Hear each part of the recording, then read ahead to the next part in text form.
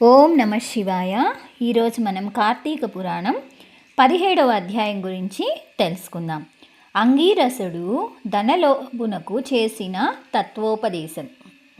ఓ మునిశ్రేష్ఠులారా, ఓ ధనలోభి, నీకు కలిగిన సంశయములకు సమాధానము చెప్పుచున్నాను వినుము. కర్మ వల్ల ఆత్మకు దేహాధరణం సంభవించుచున్నది కావున శరీరోత్పత్తికి కర్మ కారణమవుచున్నది. శరీరధారణం వల్లనే ఆత్మ కర్మను చేయును కనుక కర్మ చేయుటకు శరీరమే కారణమగుచున్నది. స్థూల సూక్ష్మ శరీర సంబంధం వల్ల ఆత్మకు కర్మ సంబంధం కలుగునని తొల్లి పరమేశ్వరుడు పార్వతీదేవికి వివరించెను. దానిని నేను మీకు వివరించెదను.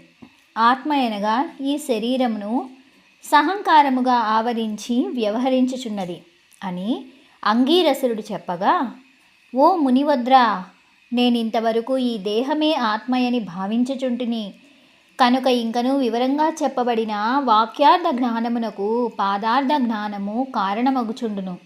కావున అహం బ్రహ్మయ్యను వ్యక్తార్థమును గురించి నాకు తెలియచేయండి అని ధనలోభుడు కోరెను.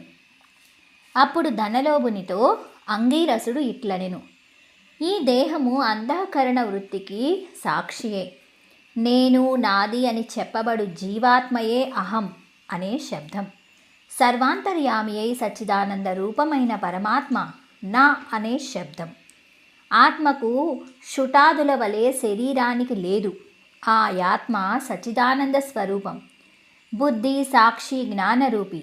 శరీర ఇంద్రియములు మొదలగు వాని వ్యాపారమునందు ప్రవర్తింపచేసి వానికంటే వేరుగా ఉన్నదై ఎల్లప్పుడూ ఒక రీతిన ప్రకాశించుచూ ఉండునదే ఆత్మ ఎనబడును.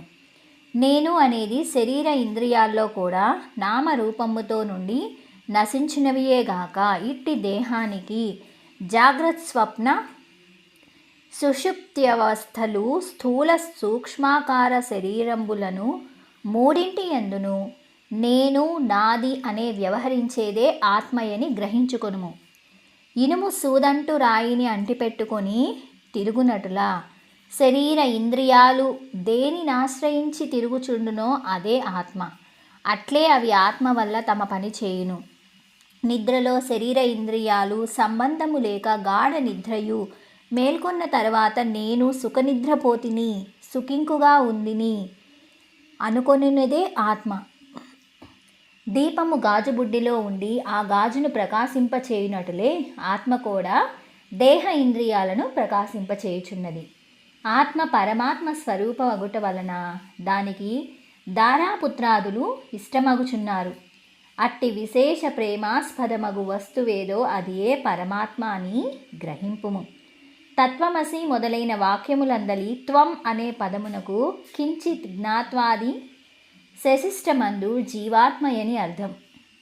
తట్ అనే పదానికి సర్వజ్ఞ దిగుణత్వ విశిష్టమైన సచ్చిదానంద స్వరూపమని అర్థం. తత్వమసి అనేది జీవాత్మ పరమాత్మల ఏకత్వాన్ని బోధిస్తుంది. ఈ రీతిగా సర్వజ్ఞాత్వాది ధర్మాలను వదిలివేయగా సచ్చిదానంద రూపమొక్కటే నిలుచును. అది ఏ ఆత్మదేహ లక్షణములుండుట, జన్మించుట, పెరుగుట, క్షీణించుట, చచ్చుట మొదలగు 6 భాగములుగా శరీరానికే గాని ఆత్మకు లేవు. జ్ఞానానంద స్వరూపమే పూర్ణత్వం కలిగినది. వేదములలో దేనికి సర్వజ్ఞత్వం, ఉపదేశం, సంపూర్ణత్వం నిరూపించబడి ఉన్నదో అది ఏ ఆత్మ.